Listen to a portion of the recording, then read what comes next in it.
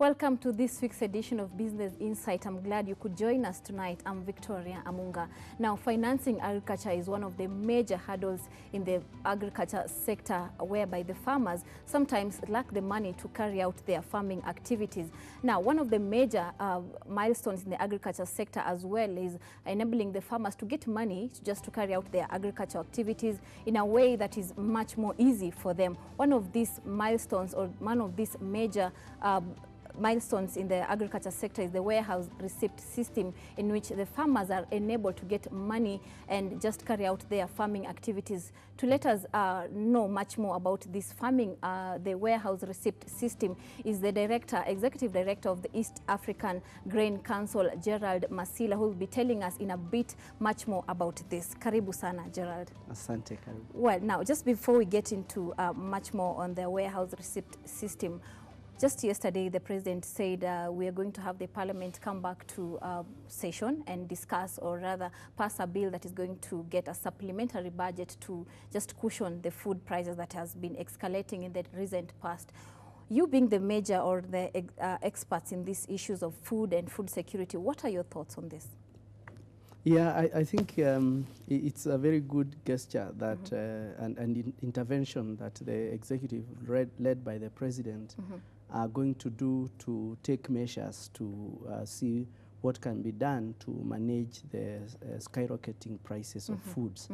Indeed, it is a concern to all of us when the prices of food keep going up and to levels where normal mwananchi are not able to afford their food. And so it's quite important, and it's a welcome move that measures will be taken to look at how to make food affordable. Yeah, you are experts in matters agriculture in Kenya and Eastern Africa as a whole. And we understand that 70% of the Kenyans are actually farmers. When you see a situation like this where Kenyans end up not having food, and yet we have 70% of farmers in Kenya, what does this make you feel? So, of course, it's a matter of concern. And when you look at, for example, pricing and the prices going high, and you make reference to your basic economics, where price is what results from the interaction of demand and supply. So you have the demand for food and the food items, and indeed the demand for food, you have human beings need to eat. We need to have breakfast, lunch, dinner, and you have to have food. So there's demand that goes on all the time.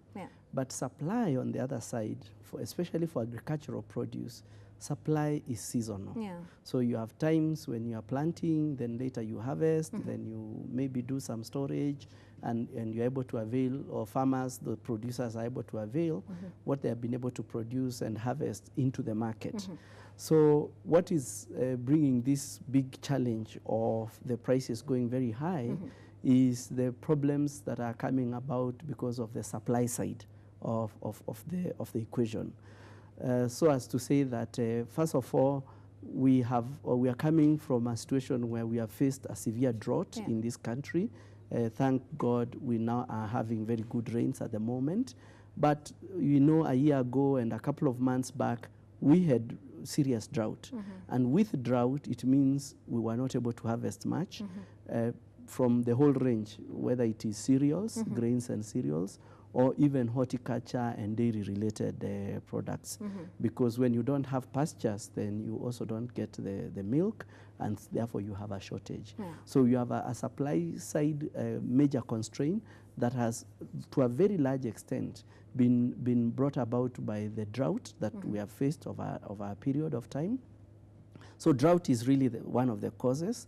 And the other big issue is our ability as a country, as an economy, as a region, to manage the supply side of the coin, so that we are able to see that we put together what we harvest, and then we are able to preserve it over time, And we also have a mechanism or a market system that is moving produce from where it is produced to where it is going to be marketed and consumed. So we have had major issues around the whole supply chain, especially post-harvest management, storage, and the market chains. Yeah, you just mentioned the issue of managing the produce now, which brings me to this big question of today. The warehouse receipt system is gaining so much popularity in the recent past. Probably just bring us up to speed. What is this all about? So the warehouse receipt system is, as the name says, a system whereby you have various components of the system. One of the components of the system, or central to the system, is a warehouse. And that's why it's called warehouse receipt system. So in this system, it starts with you having a warehouse, and then this warehouse being inspected and being certified by a competent authority, that it is certified having met the various requirements in terms of the physical structures of that warehouse to be able to safely store food over a period without getting the food spoiled, especially if it is grain that you can dry and then store for a long period. So the one key component is the warehouse, with somebody operating that warehouse, doing the business of receiving the grain or the foods and then warehousing or storing them there. The second component is those that come to deposit the food or the grains into the warehouse, where you, as a farmer or a producer or a trader, you after you have harvested, you can bring your grain into that warehouse, and the grain is received and it's checked for quality, is checked on moisture, is checked on aflatoxin, all various things are checked, and once it's all confirmed to be fine, it is received into the store, and that depositor receives a document to show that depositor A, Koech or Wanjiro, has deposited 20 bags or 50 bags or 100 bags of grain in that warehouse. So they get that document showing that they have deposited the grain, and it's called a receipt, a warehouse receipt. So when they get that document is, because of the system being there and the various legal and regulatory mechanisms around it, that receipt becomes like almost a tender, something that has acceptability, so that the farmer who has deposited the grain in that warehouse can walk to a bank, give that receipt there, the bank can check and recognize the receipt, and then on the weight of that, they can be advanced some amount of value of that grain, and when they get that advanced, that amount, they can go back to the farms to buy input, to buy seeds, to do production, while they still own the grain that is still sitting in the warehouse. And so the big solution that warehouse receipting brings on board is managing the cyclical nature of the seasonality of production, whereby at harvest, everybody has harvested. So you have this big surge, or big surge of supply, and because there's so much food available, what normally happens is that prices will collapse. They will go very, very low when everybody is selling. And so with warehouse receipting, you postpone that need to sell immediately after harvest. And also it evens out the release of this produce into the market, so that the release is continuous. So you sort of even out the seasonality bit, so that because that grain is there safely stored in the warehouses, it can just be going into the market as it's required from one harvest season to the other harvest season. And someone else will be thinking, how important is this to the grain industry or the grain sector? It's extremely important intervention, because it's what we call structuring trade. It's putting structures into trade. The importance of doing warehousing and doing good post-harvest management for grain, there are very many advantages for it. One of it is that you're able to store good quantities of grain over a longer period, so you reduce your post-harvest losses.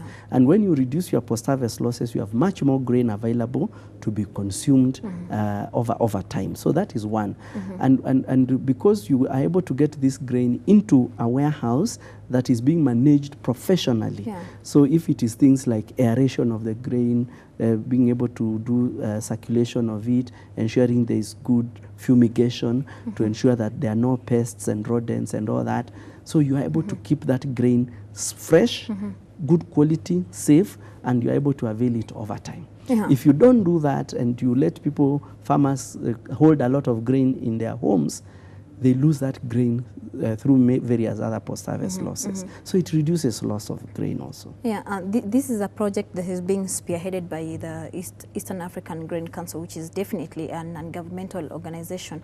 But then the Warehouse Receipt System Bill 2015 is in Parliament right now. And how, in your opinion, from where you sit, how is it important to have this bill passed and let it be like a law to have the warehouse receipt system running in Kenya? So what the importance of getting the legislation, proper legislation around the warehouse receipting is that when it is legislated and you have very specific pieces of legislation that give the various actors very clear responsibilities and roles, and also gives very clear processes of recourse in terms of when something goes wrong, who gets accountable for it, who gets to answer for it, well anchored in law.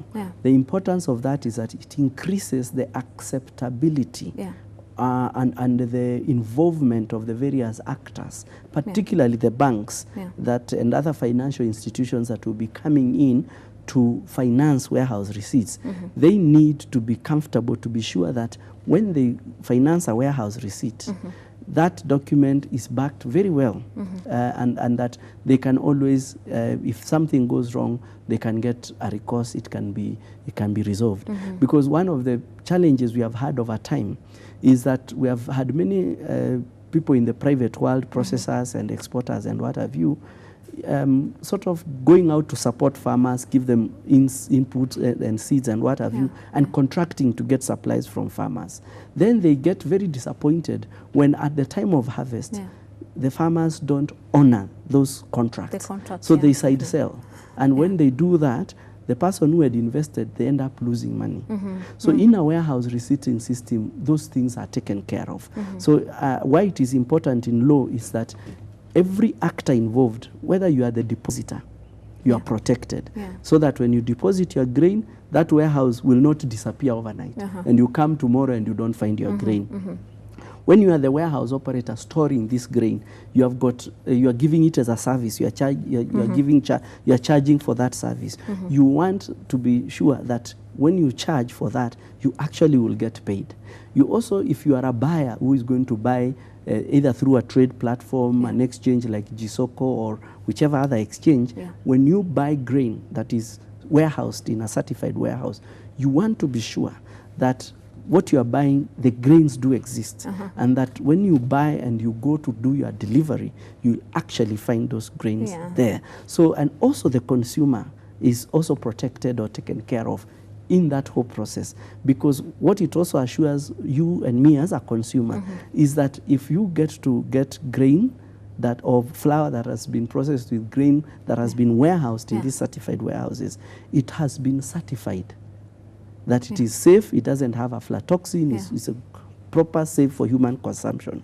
So this is a system that regulates and that improves and takes care of the interest of everybody in the value chain. At the moment now, when you don't have all this being done, it puts everybody exposed. So the consumer is exposed, the farmer is exposed, the warehouse operator is exposed, the financial institution, we all get exposed. But when you have got a proper legal and regulatory mechanism about it, it protects all the rights of everyone involved. Yeah, one of the issues that are involved in this bill is having a warehouse, the operators of the warehouses licensed, and also creating a warehouse receipt system council. Probably, what are the other components in this bill? So the major components are, as you have mentioned, we will have the warehouse receipt council. This will be the body that will manage all the operations of that process. And the way the bill is crafted is that it will be a very good public-private partnership approach in that council, because there is 50% representation from the private sector, and there will also be representation from the executive, from the public sector. So there will be representations of the various ministries, line ministries, that are responsible in one way or the other to ensure the processes work well. So Agriculture Ministry will be represented, Finance Ministry, Trade, all these people, but then also the actors. The farmers will be represented, the warehouse operators will be represented, the millers will be represented, the traders, the financial institutions. So with that, an inclusive approach at that council. So the council will form its own rules and regulations, and then it will be able to run the system. Because remember, it is a system. It is, and the focus is the system. And in a system, you want, when one part moves, then another part must move in a certain way, and you have everything moving on together in tandem and for the benefit of the whole system. So when you are running a system that way, then it means you are actually are looking at the bigger good, the wider good of everyone involved, all the sectors, players involved, and every decision that will be made, it will be made in the best interest of all the actors. It will not favor one against the other. And that's what the Warehouse Receipt Council will do, so that decisions made there will be decisions that have been endorsed and that will be enforced also. So the council has that responsibility, and there will be a process of getting representatives in there so that you have, it is an inclusive and all the actors are well in. And what's your role in this? What is the role of EAGC in this, when we're going to have the government probably running this majorly? So the role of EAGC will be, as we have said, there will be quite a number of private sector representations in it. EAGC will play a key role in the identification and the recommendation of the representatives from the private sector who will go into that representation. That is one. But also, secondly, the way the law is crafted and designed is such that the law will provide what you would call the very basic of the requirements for you to operate. What we do at EAGC is what you would call slightly, above, where you have gotten industry self-regulation coming in, and it will be a higher threshold, so that you might call it the gold standard, in that for the law or what is just in the act, it's a bare minimum. But when you now are getting to the levels of EAGC, it's like now when you even get an ISO certification.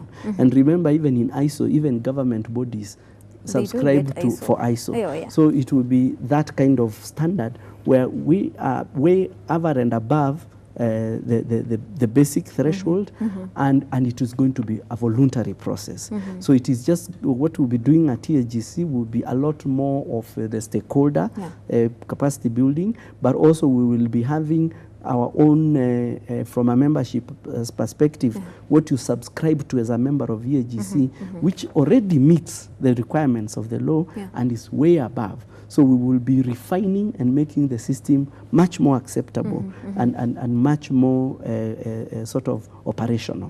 Now, Gerald, just as we were talking a few minutes ago, and we said that these measures that are put in place and that these laws that are put in place for various issues or various sectors, but then the implementation. So how is the EAGC going to make sure that even after this law is passed and we have this legislation for the warehouse receipt system passed, how is it going to be implemented? What's the plan?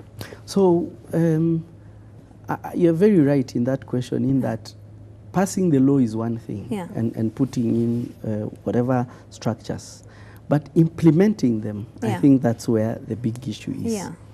And that's where now the major role of EAGC comes in, having been a very key stakeholder in pushing through to get this bill to where it is, because we've been involved right from the beginning. Because we had a task force which had private sector and it had public sector representation, and EAGC was a co-chair of the task force that eventually brought out the bill and has been together up to where we are now. So we are very keen as EAGC, and with support from our various partners, including a number of international development agencies working with us, like the Swedish International Development Agency, USAID, DFID, and several others. We will be keen to start off the implementation processes of this law once it's in place. One of the big jobs that have to be done is organizing farmers, making them into farmer groups, and getting them to aggregate and bring their produce together, and also getting them to understand how the system works, and get them to participate. So we'll play a major role there, and we're already doing it at the moment. We've been profiling farmers. We've been able to set up village aggregation centers and get the farmer groups registered and operating and selling as a group. So there'll be a lot of work there where we'll have to work very closely with the county governments to mobilize and get farmers, get them registered, and get them on board so that we can get the volume. The second role, and a very important one for EAGC, is at the level of the warehouse operators. Now remember, the warehouse operator is a private business person who is going to invest in putting up a warehouse or leasing one or whatever arrangement there will be. And these warehouse operators, as business private sector entities, they will need to go into this expecting to get a reasonable return. For them to get that return, you need sufficient volumes so that they have a big client base to serve. Then whatever they are charging must be something that is competitive. It's not an overcharge. If it becomes an overcharge, then they price themselves out of the market. But also they need to understand how to even manage and operate these warehouses. So we will be doing training and certification of the warehouse operators through our institute, the Eastern Africa Grain Institute, so that when you invest to become a warehouse operator, you really do understand what you need to do to operate that warehouse and run it successfully as a business. And lastly, and very, very important, putting the grain into the warehouse is not an end in itself. It is there as a transitory stage. The most important is to get it traded and sold. So we have the GSOCO grain trading system, and through GSOCO, we will be able to get the G notes or the warehouse receipts traded on the GSOCO system, so that millers and other people can buy the grain that is in all the various warehouses through an electronic system. And so that makes it very efficient. It makes it very, costs are reduced because you don't have to physically go into a market or in some place where you are handling a bag or two. You're buying off the system and you have got complete guarantee that what you're buying is available in a certified warehouse. It's been cross-checked and you will get it. And through the GSOCO platform, we have also a clearing and settlement mechanism where, as a buyer, when you bid to buy the produce that is sitting in the warehouse, once you are successful in your bid, the price you give, the buyer accepts, you then get an invoice electronically and you transfer your account to your money to a clearing account. And once that is confirmed, we then issue instructions to the warehouse that is selling to release the goods to the seller. And once they've been received, we then transfer the money to the buyer online. So that way, you will be able to sell your grain enjoying and sitting at your home. You will not carry it to the markets the way it is happening today. You go with 50 bags, you sell 10, some other remain, then they are rained on, then some are stolen in the night, then the rats come and eat because you are out in a marketplace where the conditions are not right. So we have got this vision where all the grain that will be produced and marketed in this region will be handled with reverence, with a lot of, systems where we know this is food that we eat, that nourishes us, that gives us the health that we require. And so it will not be done like we do today. One of the very deplorable things we do today is you go to many of the marketplaces, even the vegetables are sold from the soil, from the floor, without proper infrastructure. And this is food we will prepare and eat. Surely, it's one of the most saddening things, and it's something that we really need to do as people who really respect themselves. The food that we put on the table and that we eat should be handled with a lot of care and with a lot of concern, because it's the ultimate. It's what we eat. Gerald, my director tells me I don't have much time, but before I let you go, what's the future of the grain sector in Kenya? I think the future of the grain sector is very exciting. We are going to see many more investments coming into the grain sector. We are seeing new jobs and new career opportunities coming into the grain sector.